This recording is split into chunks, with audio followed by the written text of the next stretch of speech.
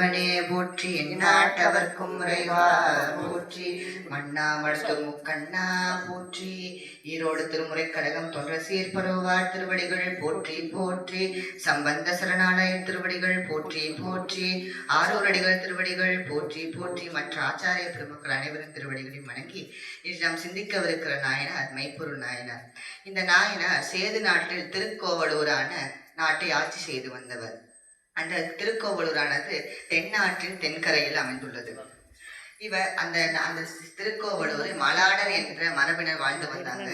அந்த மலாடர் மரபை இந்த மன்னன் ஆட்சி செய்து வந்தார். அந்த மலாடர் மரபில் இருந்தவங்க சிவபெருமான் மேல ரொம்ப அன்பு கொண்டு நிறைய சிவபெருமானுக்கு பணி செய்து வந்தாங்க.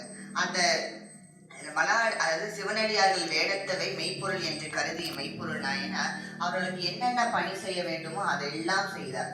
அதாவது இவரோட பக்தியை இவருக்கு மெய்ப்பொருள் நாயனார் தன் தோல் வீரத்தினால் எல்லா போர்களிலும் ஜெயித்து வெற்றி பெற்று வந்திருந்தார்.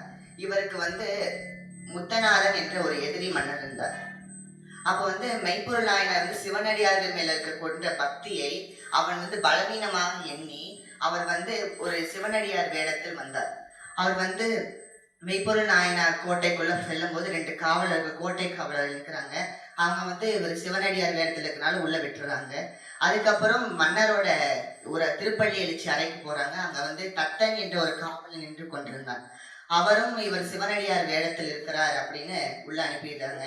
உள்ள போனதுக்கு அப்புறம் மன்னன் எந்திருக்கிறாரு திருப்பள்ளி எழுச்சி நேரத்துல.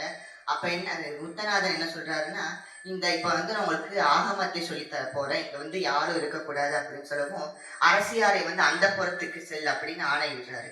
அப்ப இந்த முத்தநாதன் ஒரு புத்தகத்துக்குள்ள ஒரு வாளை சொருகி வைத்திருந்தான். அப்ப அரசியார் யாரும் இல்லாத நேரத்துல முத்தநாதன் வாளை எடுத்து மன்னரை குத்தி விடுகிறான். அதை கண்ட தத்தன் என்பவன் ஓடி வந்தான். மன்னர் சொல்றாரு, இவர் சிவனடியார் வேடத்துல இருக்காரு, இவரை நீ எதுவும் செய்யக்கூடாது, இவரை பத்திரமாக வெளியே போய் அனுப்பி விட்டுருவா, இவருக்கு வழியில எந்த துன்பமும் நேரிடக்கூடாது அப்படின்னு சொல்றாரு. மன்னரின் ஆணையை கேட்ட தத்தன் என்பவர் அவரை வெளியே அதாவது நாட்டை விட்டு வெளியே அனுப்பிட்டு திருப்பி சொல்றாரு. அப்ப மக்கள்லாம் கூடி இருக்கிறாங்க. மக்கள் சொல்றாரு, நீங்க சிவபெருமானுடைய திருநீற்று செம்மையை வளர்க்க வேண்டும், பாதுகாக்க வேண்டும் அப்படின்றாரு. அப்புறம் இந்த மன்னர் ரொம்ப நாளா தியானத்தில் நடராஜ பெருமானை ஒரு ரூபத்துல காட்சி கண்டு கொண்டிருந்தார். அதே ரூபத்துல நடராஜ பெருமான் விண்ணவர்களுக்கே கொடுக்காத திருவடியை மெய்ப்பொருள் நாயனாருக்கு தந்து அவருக்கு வீடு பெற்றிருந்தார். இப்ப வீடு பெற்று தந்தார். அதாவது சிவனடியாரின் வேடமை மெய்ப்பொருள் என்று எண்ணி அகிம்சா தர்மத்தை காத்த மெய்ப்பொருள் நாயனாரின் பெருமை உலகில் அரிதாகும் என்று தெய்வ சேக்கிழார் இவளை புகழ்கிறார். திருச்சிற்றம்பலம்.